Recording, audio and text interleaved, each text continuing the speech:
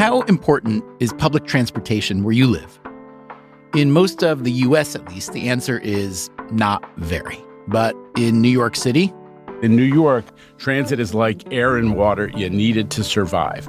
And so we've done, I think, a pretty good job of making transit affordable. In New York, it's like between 10 and 15% the cost of owning an automobile. That is Janno Lieber. I'm the chair and CEO of the MTA in New York City. Also known as the Metropolitan Transportation Authority. MTA is the New York State agency that operates the subways, the buses, the paratransit operation, and the commuter railroads, as well as a lot of our tolled bridges and tunnels in the New York area. I read here that the MTA network has not only the nation's biggest bus fleet, but also more subway and commuter rail cars than all other U.S. transit systems combined. Is that possibly true? Yeah, that's definitely true. We carry close to half of the nation's mass transit passengers. So yes, public transit in New York is pretty important. Maybe not quite as important as air and water, like Lieber says, but still, before COVID, the subway system had 5.5 million riders every weekday and another 2 million on buses. The agency's annual operating budget is around $20 billion. And how much of that comes from the fares paid by riders? Not as much as you might think. About 25% of our budget is pure fare box from mass transit. Tolls are about $2.5 billion. And then the balance is a mix of dedicated taxes and fees, some state and local government support. There is a growing argument that public transit is good for the environment, good for economic opportunity and social mobility, basically good for everybody. So we thought it might be worth asking, should public transit everywhere be free? Well, we're studying it right now, so it's premature for me to have formed an opinion. But other people have formed their opinions, haven't they? I cannot answer that without context. Today on Freakonomics Radio, one large serving of public transit context. This is an updated version of an episode we first ran in the summer of 2022, and the update starts right now.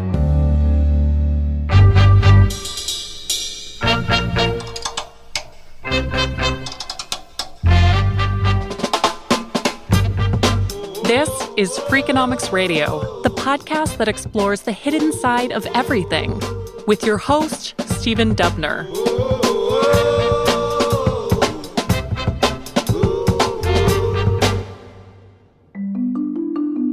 My name is Marcus Finbom, and I work as a traffic planner in Stockholm, Sweden. I understand that in a previous life, and maybe still in your current life, that you were a pretty devout, I don't know what's the best word for what you were, a transit protester, a transit anarchist? A public transit advocate, bringing more access to public transit for people. Can you just pronounce the name of the organization? Is it Planka? Planka. So it means fare dodge now. Talk about how you dodge a fare. If it's a train, are there turnstiles that you have to jump, things like that? In the metro and the commuter trains, there were back then turnstiles. The turnstiles had a sensor. So if you just stretch your leg in, you would reach the sensor and it would open up and you would slide through. Marcus Finbom didn't just dodge fares himself and encourage others in Stockholm to do the same. He and his comrades at Planka also had a scheme to mitigate the risk of fare dodging. We mainly did this by organizing a solidarity fund. So if you got caught and you got a quite hefty fine, at the moment I think it's somewhere in the vicinity of $150, the solidarity fund would pay this. So this is a group you join where you're not going to pay for the transit that you ride, but then you contribute to, it's kind of like an insurance fund, right? You contribute a little bit, and if you get caught and get fined, the fund will pay it for you. Is that the way it works? You can say that, yeah, for sure. Were you ever caught? For sure, yeah. How did it happen? The ticket controllers, they found it quite easy when someone were a member of Planka, because we never got aggressive or tried to get away, because like, okay, I got caught. Here's my ID, la la la. And they were like, oh, you're a member of Planka. Okay, cool. Here's your ticket. It's a clever idea, this fare dodging insurance plan, but that wasn't Planka's only goal, or at least its primary one. They wanted to challenge the idea that anyone should pay for public transit. For Feenbaum, this gets at some bigger questions about the relationship between transit and society. What kind of city do you want? Do you want one open and accessible for everyone? Or do you want one with barriers and borders that hinder some and makes life just more miserable for some? Marcus Feenbaum is not the only one asking such questions. Let's move from Stockholm back to the US, to Boston. If I were to ask you, let's say 10 years ago, which would you say was less likely? That the mayor of Boston would be Michelle Wu, or that all public transit in Boston in, let's say, 2030 would be free? I'm not sure. Both would be completely impossible. So the first one we now know is not at all impossible. In your heart of hearts, what do you think about the second one? I think we can get to a free bus system. That would be transformational for our city's economy, climate, and opportunity. That is Michelle Wu, and she is the mayor of Boston. She grew up in Chicago, came to Harvard for undergrad and law school, then served on Boston's city council for 8 years before winning the mayoral election in 2021. As mayor, she wants to be aggressive. It's very easy to be just reactive in these roles, and we have to exercise every bit of planning and capacity and organizational muscle to be proactive. I keep a countdown clock, a little widget on my phone that shows me exactly how many days are left in the term, because every single day should count. And we have to move at a pace that is closer to the urgency in the communities as opposed to the usual pace of government. It's not just the pace of government Wu dislikes, it's how little risk they usually take on. If you maximize the chance that nothing will go wrong, then we won't get close to the scale of change and transformation that's needed. So in a 2019 Boston Globe op-ed, you were a city council member then, you wrote a piece titled, "Forget Fare Hikes, Make the T Free." The T being the Boston public transit system. It's the T in MBTA, which is the Massachusetts Bay Transportation Authority. Free public transportation, you argued, is the single biggest step we could take toward economic mobility, racial equity, and climate justice. I read that now, even knowing what you've been doing, and I say, wait, what? The single biggest step? Before transportation, and look, I'm no mayor, I'm no city council person, but I would have thought the single biggest step might have been about early education or childcare or healthcare or affordable housing. So why start there? Why start with free public transit? We know that the foundation for equitable access to opportunities is connectedness, the ability to get around. A 2015 longitudinal study of several hundred people that Harvard conducted showed that the factor most closely linked to a family's ability to rise out of poverty, in fact, wasn't the test scores of schools in the area. It wasn't the public safety statistics. In fact, it was the average commute time to work. So there's a relationship between transportation and particularly transportation infrastructure decisions and which communities have access to economic opportunity. When I'm thinking it through, I'm thinking, well, even for low-income workers, transit fares just can't make up a very large share of income, especially compared to housing, childcare, healthcare, and so on. So how much of the argument for free public transit is about actually helping people afford transportation versus all those other incentives, including lessening carbon emissions, lessening traffic, increasing mobility generally? Even if it feels like compared to your rent or the cost of food, that the fare for the bus is smaller than that, it does add up.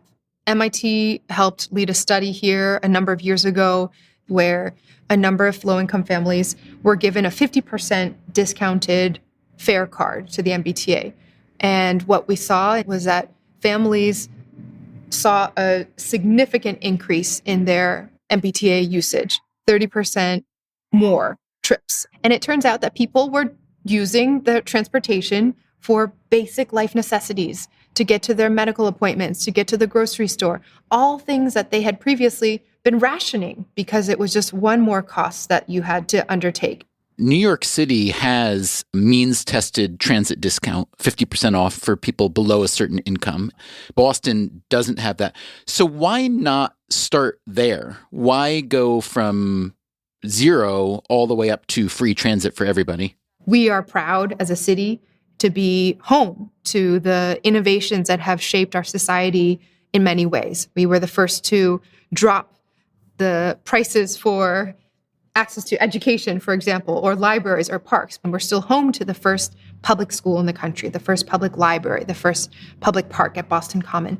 All ways in which we recognize that by investing in our shared destinies, our common wealth, that we are all better off. And so in line with that vision, public transportation is just as fundamental. To get there, it's not going to happen overnight. And there are different starting points. So I have been very forcefully supportive of a means-tested discount program as one step in the right direction. Free buses are the ideal place where we would capture so much of this value. It's a place where we see the widest inequities across our transit system. In Boston, 64 hours more per year that Black bus riders spend on city buses compared to white riders, because those routes tend to be longer, stuck in traffic more. This is also a place where the act of paying slows down the service because people are lining up, digging out their wallets, uncrinkling the bills. So that's the ideal place to start. If Boston were to eliminate transit fares, it would become the biggest American city to do so. Michelle Wu would therefore steal those bragging rights from this man. Robbie Makinen. I'm president and CEO of the Kansas City Area Transportation Authority. Actually, Makinen is now the former president and CEO. He left his job not long after we spoke with him. But on his watch, Kansas City, Missouri became the first major city in the U.S. to make the move to free public transit. We didn't just flip a switch and say, hey, everything's free. We did a methodical, strategic process. We first made transit zero fare for our veterans. All you had to do was show your veteran's card and come on board.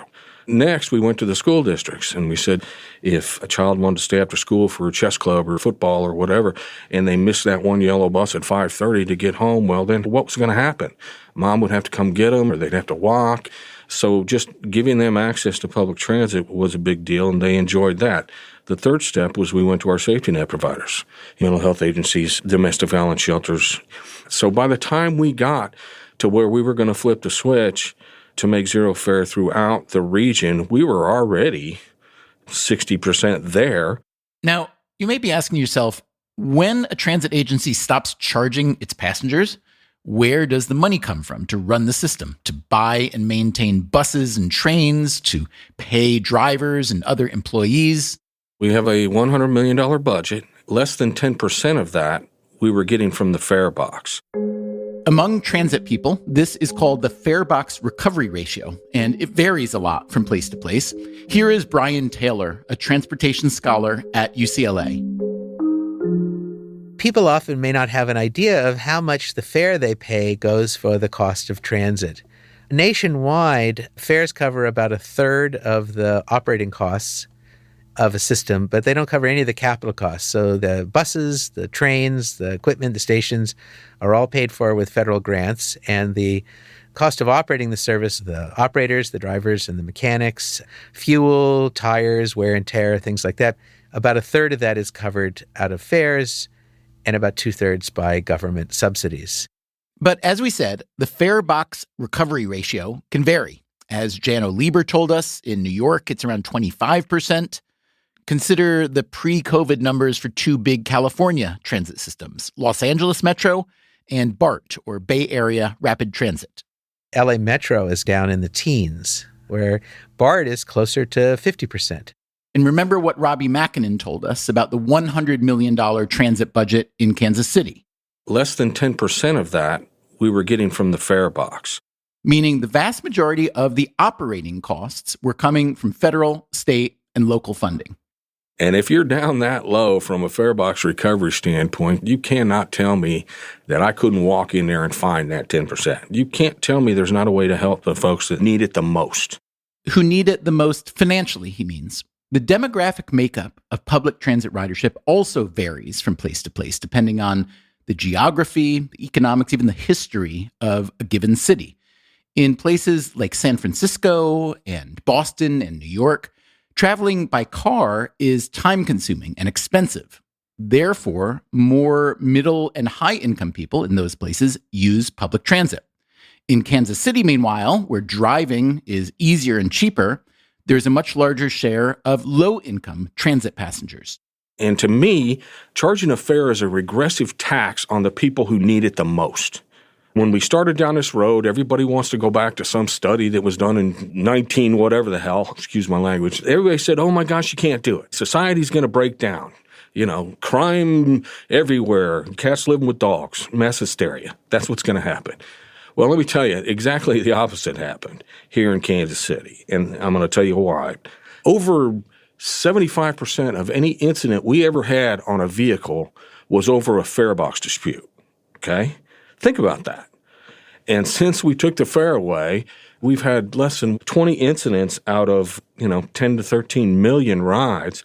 That's fantastic. And then the other part was they said, yeah, but now the houseless folks are just going to get on and stay on and live on your vehicles.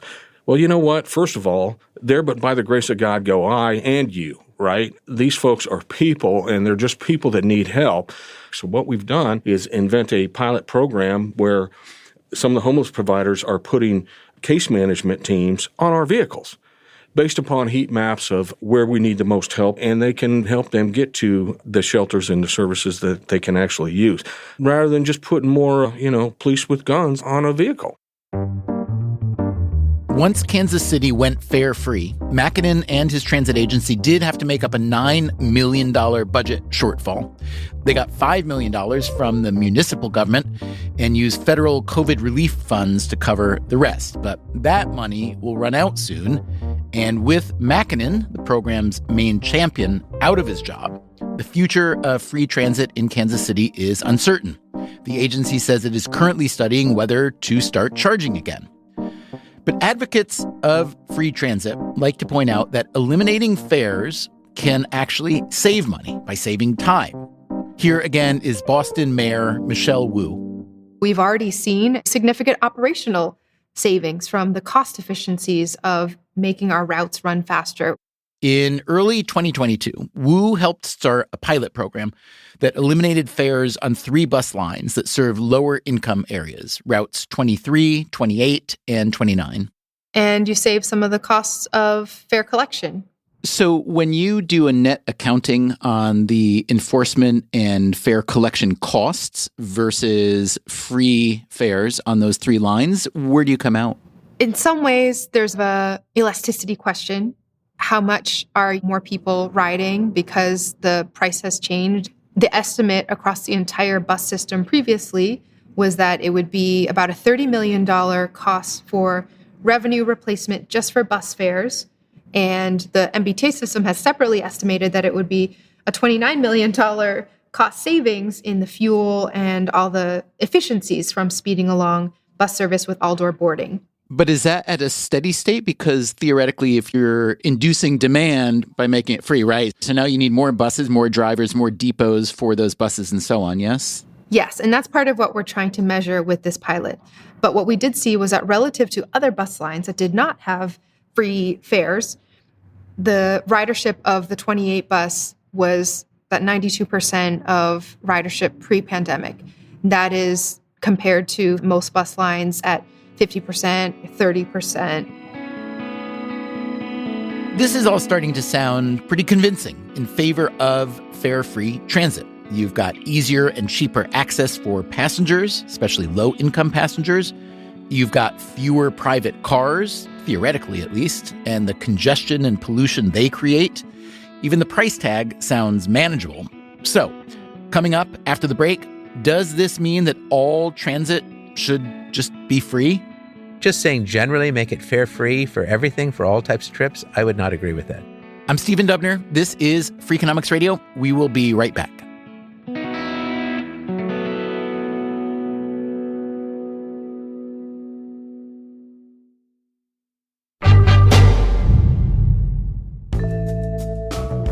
The thing about transportation is that everybody does it, and so everyone thinks they're an expert at it. That, again, is Brian Taylor. I go to a party and people come up and say, you know what they ought to do? They ought to put a monorail down the middle of the freeway. And I said, well, what do you do? And they said, well, I'm a cardiologist. I said, you know what you ought to do? You ought to do more angioplasties and less coronary artery bypass. He said, well, why do you say that? I said, well, I have as much expertise in cardiology as you do in transportation. I have a heart. So what are Taylor's transportation credentials? I'm a professor of urban planning and public policy, and I direct the Institute of Transportation Studies at UCLA. Let me ask you to just brag for a minute, Brian. The UCLA Institute of Transportation Studies is to transportation studies as blank is to blank. The Yankees to baseball, maybe? It's one of 4 branches in the UC system. So there's a branch at UC Berkeley, UC Davis, UC Irvine, and the one at UCLA. The 4 branches together are pretty unambiguously the premier transportation research institution in the world. What are you actually trying to accomplish with this research? I try to make it difficult for public officials to make bad decisions. So there are a lot of things about transportation that are counterintuitive. And because of that, it's a challenge to explain to members of the media, to elected officials who have to make decisions, to members of the lay public, because so many things seem obvious, which aren't. Like widening a road will get rid of congestion, for example.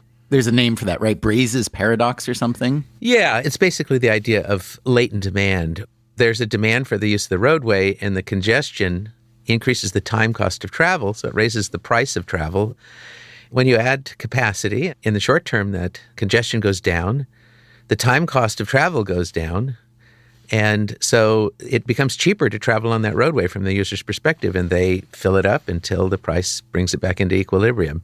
It fits very consistently with economic theory, but the idea that demand is somehow fixed is something that people assume. They can't imagine that people's demand changes. If this paradox exists with new lanes of a highway, does it exist with public transport as well? There's this idea of elasticity. When there's a change in price, how do users respond? If it's very elastic, a change in price causes a big change in behavior. If it's inelastic, a change in price elicits a small change in behavior. In this case, we can think about price elasticity, which is if the fare goes down to 0 or goes up. And we can also think about service elasticity. So if the service becomes more frequent, people don't have to wait as long. And it turns out that people are at least as service elastic as they are price elastic. Okay, let's do a thought experiment. Imagine you run a big city transit agency and you get a financial windfall, like a few $100 million extra from the federal government, which happened quite a bit as part of the COVID response. Considering what Brian Taylor just told us, that people are at least as service elastic as they are price elastic, how do you want to spend that windfall? One thing we could spend it on is making the service free to everyone, and that might encourage more people to ride. Another thing we could do is to have more frequent service, and we know that people hate to wait, and that more frequent service would also encourage people to ride. What do you know about the pilot program in Boston for free buses and Mayor Wu's desire to expand that over time? They'd found that there was an increase in ridership as a result of the fare free in comparison to other services that were similar in their operating characteristics. One of the things I want you to notice about that evaluation is what the riders commented on. The most frequent positive comment was that it sped boarding and alighting and increased service reliability. Okay, remember I was talking about how people are very service elastic? They really like reliable service. We know that people wait time, they WEIGHT, time, at about 1.5 to 4.5 times in vehicle time. So let's just call it 3 times. That means if you wait 10 minutes for a bus, in your perception of the burden of that trip, you waited it like it was a half hour. So what I would say is that experiment tells us both that people responded to the free fare, they also responded to the fact that The boarding and alighting times are faster. If you have systems where people are fumbling in their pocket and uncrumpling dollar bills and sliding them in, that takes time. And that brings us to a thing about the way we charge for fares. The way we charge for fares. This is one of Brian Taylor's pet peeves about public transit. A few years ago, he took his daughter to Boston to look at colleges. We did not wonder how we would pay for the hotel we stayed in. When we walked into a restaurant, we didn't say, do you take cash or credit cards or what? How will we pay for this? There was no uncertainty. But when it came to the public transit in Boston, we walked out to get on the T, and I'm someone who works in this field. We had no idea what to do. Absolutely no idea what to do. There was 8-point type laying out all of the fare policies, and I needed to go to a convenience store and buy a card. Could I pay cash? I didn't know. There was confusion. Why public transit should it be so complicated and difficult to figure it out? I have cards from Sydney, Australia, from Brisbane, from London, from Tokyo, from Shanghai, all of which are different, all of which have different rules. To be fair, some of these places are much easier than others, and some use technology better, including, and this may surprise you, New York City. So New York recently, I was visiting my daughters. I used Google Pay to use the train. What a breakthrough that was. So why don't all transit systems let you just use an app on your phone to pay? The problem is, because public transit is publicly owned and operated, and we see as our goal to give mobility to everyone, not everyone has access to a smartphone or to a credit card. So in our efforts to try and be as inclusive as possible, we end up making paying to use transit as confusing as possible. And that's a serious problem. In one sentence, is free, or as people like you call it, fare-free public transit a good idea or a bad idea on balance? I cannot answer that without context. First of all, I'm an academic, so don't ask an academic. What I can tell you, I'll just give you a very clear example. BART in the San Francisco Bay Area going into downtown San Francisco, those peak hour, peak direction commuters, that is going downtown in the morning, have higher incomes than the average driver.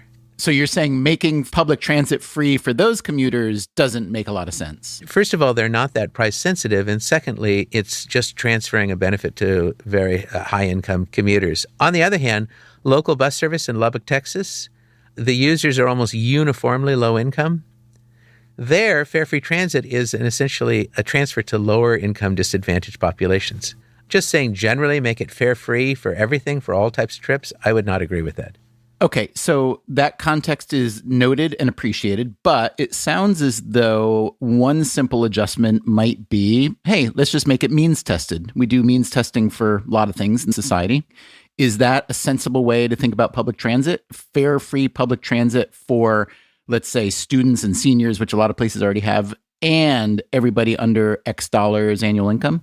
Yeah, there's a movement around trying to do that. The criticism is, well, you have lots of undocumented residents. You have other people who aren't able to document their income. You create bureaucratic barriers that the most disadvantaged travelers can't overcome. And you may end up excluding people that you ought to help. On the other hand, the question is, do we need to give something valuable away to rich people for free on the argument that we want to help low-income people? The more you talk, the more complicated fare-free public transit. Isn't it great? Coming up, as we consider free public transit, we also need to ask, where do cars fit into all this? I want to make driving great, but rarer. And if you'd like to hear some earlier Freakonomics Radio episodes about transportation, I would suggest episode 548, Why is the U.S. so good at killing pedestrians? Episode 454, Should traffic lights be abolished? And if you want to go way back in the archive, episode 118, which we called Parking is Hell. You can get all our podcasts on any app for free. I am Stephen Dubner. We will be right back.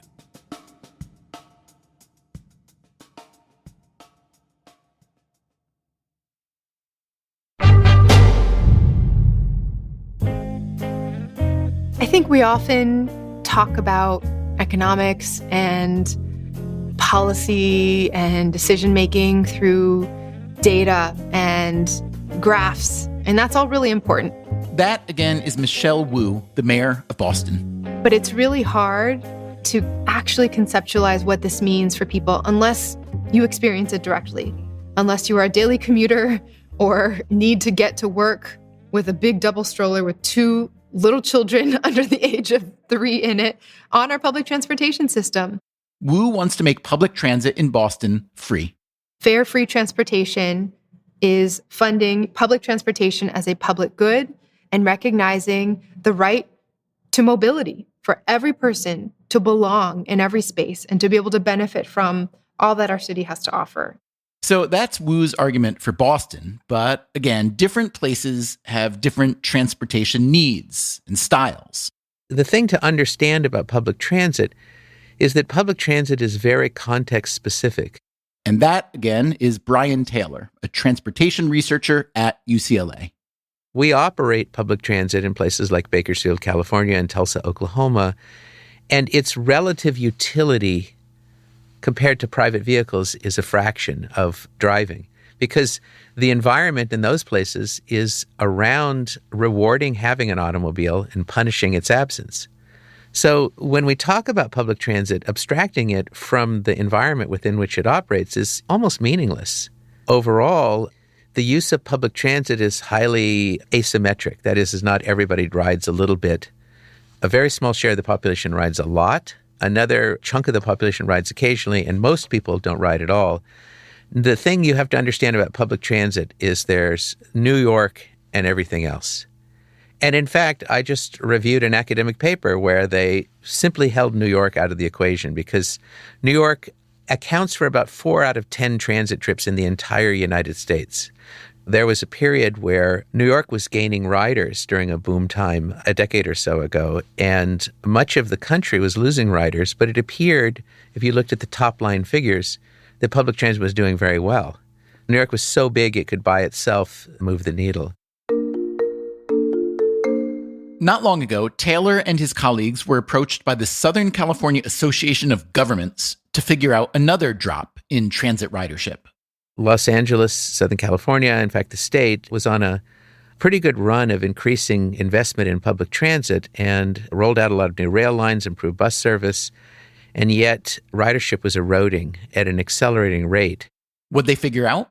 There were many factors associated with eroding ridership, but the most important one was that households with no access to motor vehicles were gaining access to motor vehicles. You had lots of low-income households, immigrant households that were quite low income, that over time the economy had been doing reasonably well and people were accumulating assets, and among those assets were motor vehicles.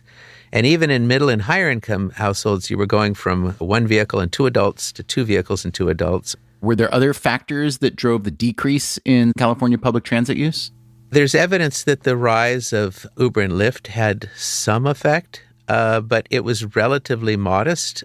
If one reason to have really great public transit is to increase mobility generally, and I don't know of a single economist or other social scientist, any scientist who doesn't think that increasing access to mobility at least is a really good thing. Rather than building these monstrously expensive public transit systems, would it just make more sense to buy cars for low-income people? I have another colleague who has gotten herself a lot of trouble over the years doing research showing that when low-income households get access to automobiles, all sorts of good things happen. The colleague he's referring to is, in fact, his wife, Evelyn Blumenberg, another transit scholar at UCLA. Better access to food, better access to healthcare, to education, which many concerned about the problems of dependence on automobiles chafe against that and say, well, that's a problem. Her response is that we shouldn't balance our environmental policy on keeping poor people out of cars. You all have spent the last century building cities around automobile travel. Why should it surprise you that when low-income people get access to cars, they're better off? We can say that low-income travelers drive too little, and most of us drive too much. Is there within you as a human and researcher someone who says, hey, we need to do much less subsidizing and encouraging of car travel and more subsidizing and encouraging of public transit? Well, the question is, do we need to subsidize travel? To use economist parlance, if we properly priced automobile use, the need to subsidize transit would go down a lot because the demand for transit would go up a lot. Imagine for a minute that Pete Buttigieg decided the transportation department is just too boring. He wants something saucier, and he steps down. And you, Brian Taylor, are immediately installed as Secretary of Transportation. Give me your top, let's say, 5 priorities. Well, first, my opinion of President Biden would probably slip a little if he made that choice. We have to think about climate change. We have to think about access by people who are disadvantaged. Those would be 2 really important things. I think the third thing would be related to our ability to cope with shocks, wildfires in the West, pandemics, sea level rise, things like that. And I would certainly try to manage private vehicle travel. I want to make driving great, but rarer. So, Secretary Taylor, I did not hear you name public transit at all, and especially fare-free public transit. What number on your list might that come in? To me, right now, the problem with public transit is the problem we have with cars. In fact, in the United States, we're investing more in public transit, and that's all for the good, except that it's undermined by policies that keep trying to make it easier and cheaper to drive. And now we say, okay, well, we're not going to make drivers responsible for the costs they impose on society. Let's see if we can make it even cheaper to go on public transit. When Taylor says that we don't make drivers responsible for the costs they impose on society, he's really talking about 2 things. The first is that car travel produces a lot of what economists call negative externalities, things like pollution and congestion and accident risk that are not priced into the cost of travel. But there's also the fact that most of our roads are essentially free. They aren't priced according to supply or demand. The argument forever has been that you can't price for roads because it's a public good, and that's fundamentally not true. That is Shashi Verma, a longtime senior executive at Transport for London, which oversees pretty much the entire transportation network in London, including the roadways. And some of those roadways now cost a lot of money to use. The congestion charge came in 2003 to discourage people from driving into central London. The congestion charge today means it will cost you £15, that's around $19, to drive into central London during the day. It's estimated that this has helped reduce roadside emissions by up to 44%. If you can get cars out of the way and get more buses on the road, that is an overall benefit for society. It's also a benefit for all the other things for which roads need to be used, which nobody would ever argue against. You wouldn't want to be in an ambulance caught up in traffic. So did congestion pricing in London increase public transit use? That question is not so easy to answer. It's very difficult to distinguish between the effect of the congestion charge versus other improvements we were making on buses. That's because at the same time congestion pricing came online for private vehicles, we were improving the quality of the bus network to give people an alternative anyway. That made it hard for researchers to isolate the effect of congestion pricing. Still, if you look at things in the aggregate, the aggregate impact of all of those things was that bus ridership increased by 60%, 60%, in a 6-year period from 2000 to 2006. Does this mean the key to increasing public transit everywhere is just to make driving painfully expensive? The negative incentive is very much on driving. But the answer cannot be, well, we've started charging you and go to the public transport system that already exists, which is now going to become worse because there are more people using it. That cannot be the answer. So the 2 things, the incentive and the disincentive, have to go hand in hand. If you tell people you can't use your cars, you also have to give them an alternative. People won't start using public transit unless they have actual access to it. And that, again, is Marcus Fienbaum, the Swedish traffic planner who used to be a fare dodger. By decreasing the cost of public transit and at the same time increasing the cost of car, you will definitely switch riders. One really good example is when they introduced the congestion fees in the Stockholm region here. At the same time, they built a lot of park and ride systems. So if you lived in the outer parts of the region, you would take your car and park it and then take one of the new express buses directly into the city. And at the same time, they also introduced a one-zone system. With just $2, you could jump on the bus from anywhere. And this really increased the attractiveness of the public transit. And if you compare this with when they introduced the congestion fees in Gothenburg, it was quite contested. Gothenburg is Sweden's second biggest city after Stockholm. And it's the main port city of Sweden as well. And they did not put as much resources into getting new access to public transit. So it just made car ridership more expensive. And this got people really, really angry and actually shifted the whole political situation in the local parliament in Gothenburg.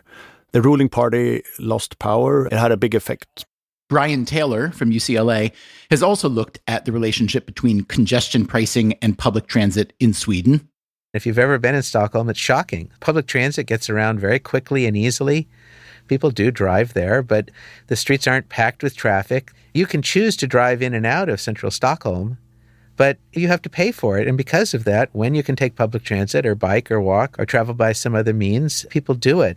So it's not that it's an unpleasant place to drive. It's that it's an expensive place to drive. It's the same thing as flying over Thanksgiving or Christmas or staying at a hotel during peak holiday periods. The price goes up and down to bring supply and demand in line. Otherwise, we just have people queuing up, and that's what we do now. What do you know about what you call mode change when transit systems are either improved or made free? If there are new riders, where are they coming from? Are they people who were walking and biking? Are they drivers? Because that's kind of the environmental dream, right? That you take all these people clogging up the roads in cars, making pollution in cars, and convert them to public transit. Does that actually happen? So that's a great question, and it gets to what is the goal of public transit. I talked about those two markets for transit, people who, because of age, income, or disability, don't have the ability to drive, and people traveling to places where parking is difficult or expensive. The latter group is more affluent. The former group is poorer. That first group is transit's dirty little secret.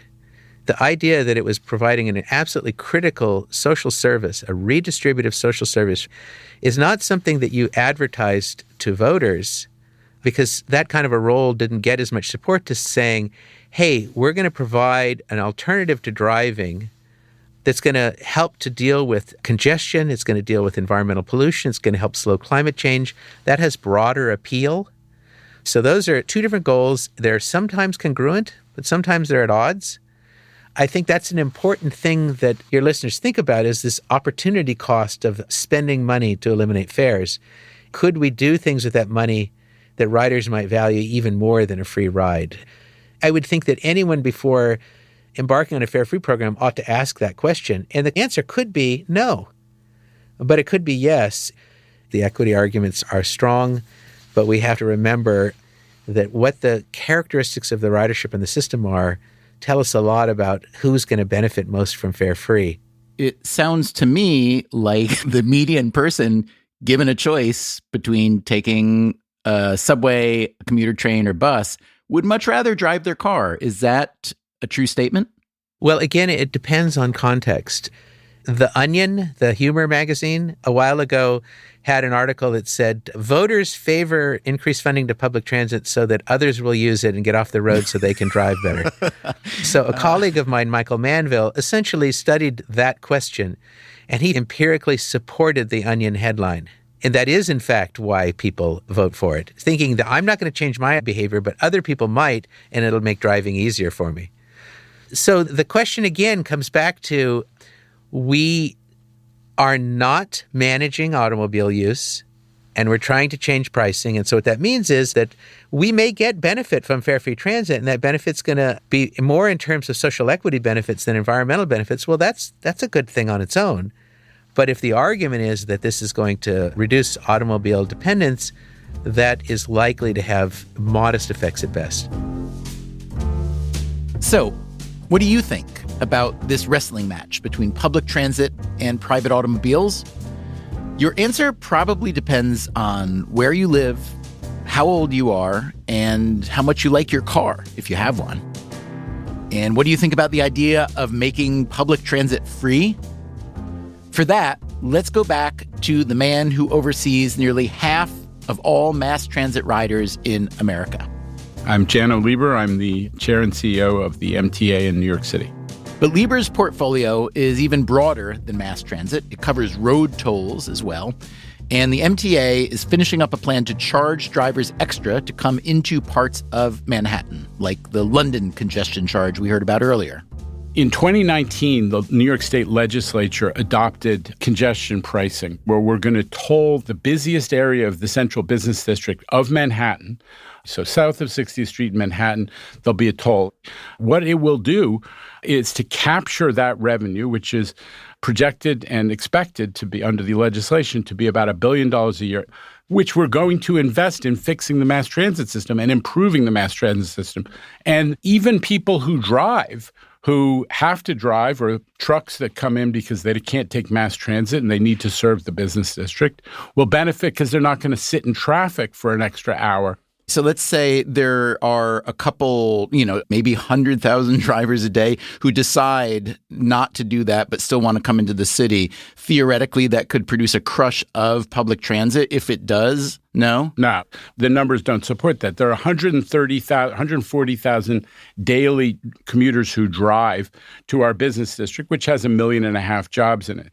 And only 20% of them are expected to shift to mass transit. We got plenty of room for those people.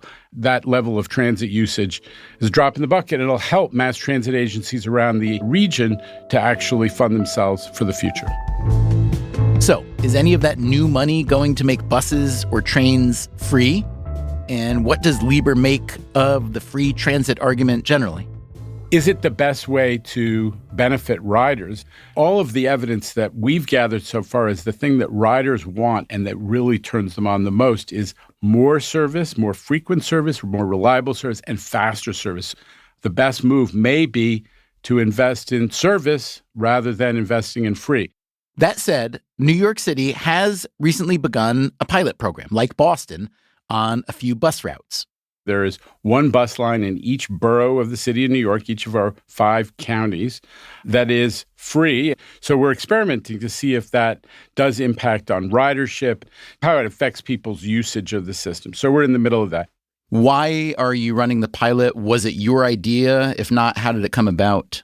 This past New York State legislative session in the spring of 2023, the MTA, like every transit agency in the country, was looking down the barrel of a gun. We call the fiscal cliff. The money that came from Washington during COVID is evaporating. There's lower ridership, and all of a sudden you have, in our case, a $2.5 to $3 billion budget deficit opening up. How to deal with that?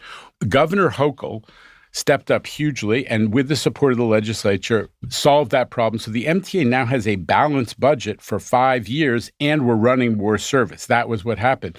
But some of the people in the legislature were quite passionate about the idea of testing out free transit, and they put that into that omnibus deal.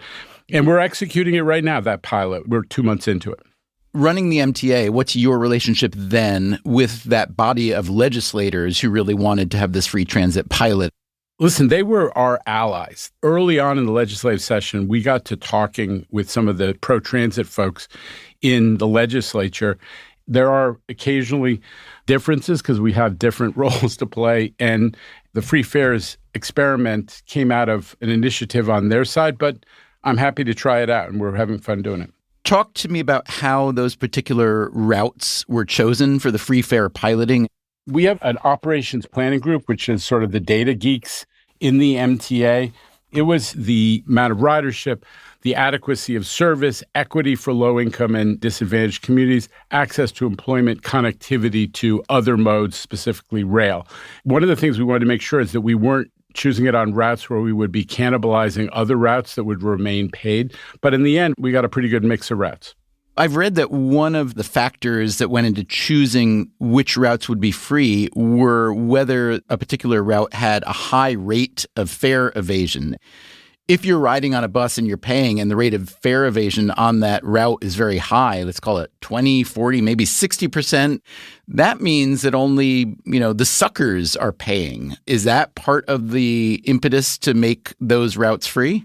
I'm not sure that's the case. I am concerned about a couple things. One, getting people in the habit only of, if we say, for example, make the buses free but not the subways, because there isn't $5 billion lying around.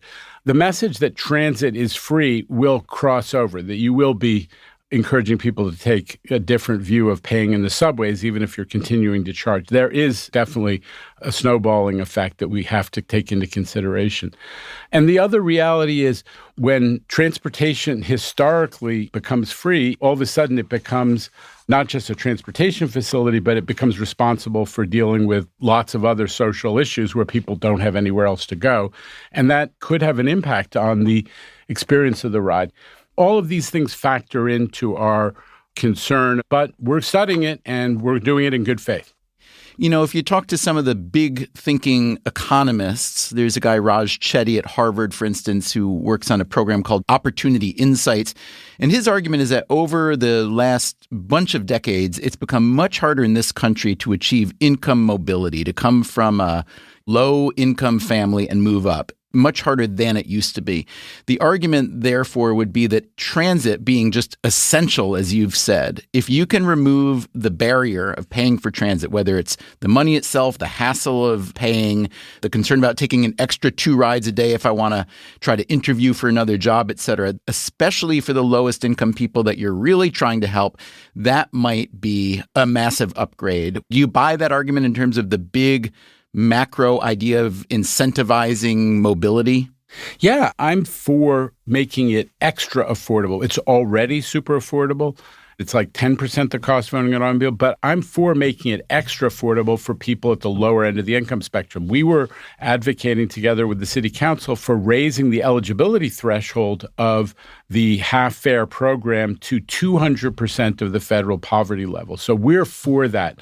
But what I'm not certain I really want to do is to spread a ton of money to middle and even upper income people, which is a big cohort of our ridership, rather than targeting affordability efforts at the people who need it most. On his way out of the studio, Janno Lieber made one more good point about the debate over fare-free public transit. For politicians, he said, and I would put transit activists in this camp as well, supporting free transit is an easy win. It makes them look good, and it costs them almost nothing. But when you talk to transit scholars and the people who actually run the systems, like Lieber, well, like most things in life, it's complicated. Speaking of complicated arguments, that's kind of what we do on this show.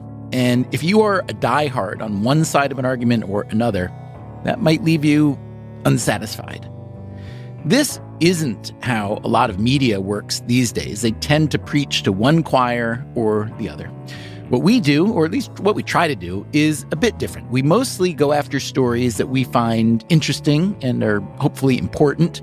And then we find people who know a lot more about those stories than you or I do, and we ask them questions and we listen to their answers. This seems pretty basic. Anyway, I just wanted to say that I appreciate your listening to our work.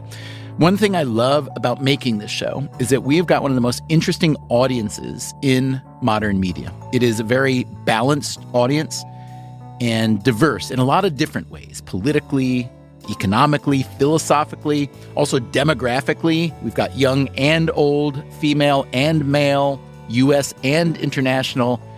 And reading your emails, I see that you're also an extraordinarily diverse audience in terms of what you do for a living and what you do for fun.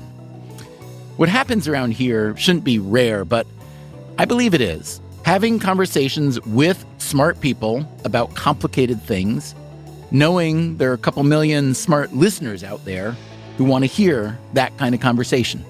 So I appreciate that, and I appreciate you. Coming up next time on the show.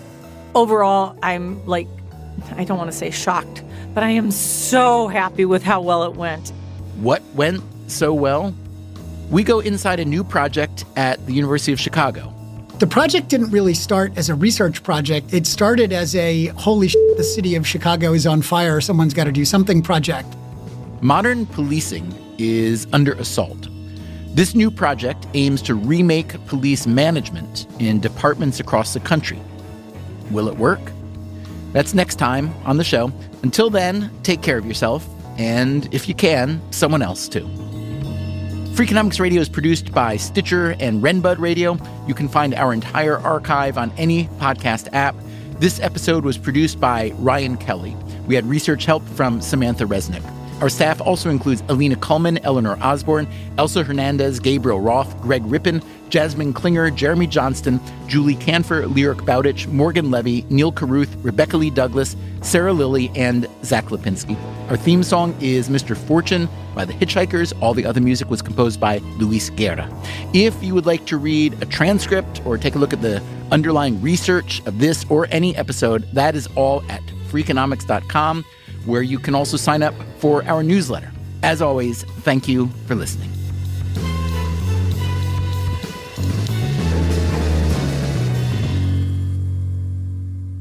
Have you considered corporate sponsorship of public transit lines rather than charging fares? The C line could be sponsored by Chase or Citibank, or I was thinking the M106 bus line could maybe be sponsored by WQXR, the classical station. It's 105.9. You'd have to round up a little bit, but that could work, couldn't it?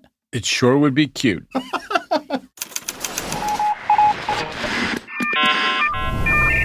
The Freakonomics Radio Network, the hidden side of everything. Stitcher.